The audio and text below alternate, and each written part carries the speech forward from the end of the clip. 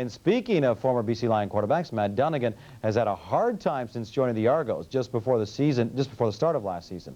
Not in terms of his play, but in terms of his injuries. As our Nancy Zinos reports, Dunigan just hasn't been able to stay healthy. In March of 1990, the Argos acquired quarterback Matt Dunigan in a 6-for-1 deal with the BC Lions.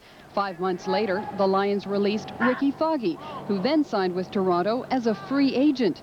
During that time, Dunigan has appeared in only 9 of 23 regular season outings, and Foggy has racked up some pretty good statistics. It's been very mentally disturbing and draining, let alone physical. You know, with all the rehabilitation I did over the off season, and I was feeling really good and comfortable, and then have this happen.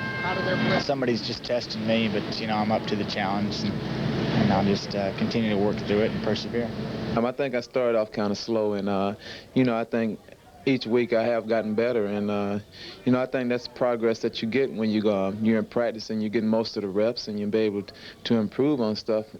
When you're number 2 quarterbacks, you're not getting as many reps, and you know, I think you have to be more disciplined and do more work after practice.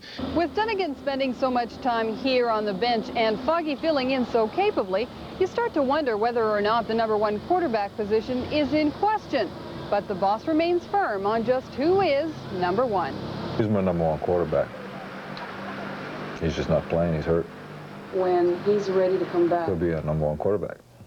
So he's still the best quarterback we got, and we got a couple other guys that are pretty good too. I understand my role. I know my position on this football team, and that is to be the #2 quarterback. And whenever Matt isn't capable of doing the job, or if he gets hurt, it's up to me to go in and move the chains and put some points on the board. I think I'd come out here and play against Saskatchewan this Thursday night, but I think that would be pushing it a little bit as far as football.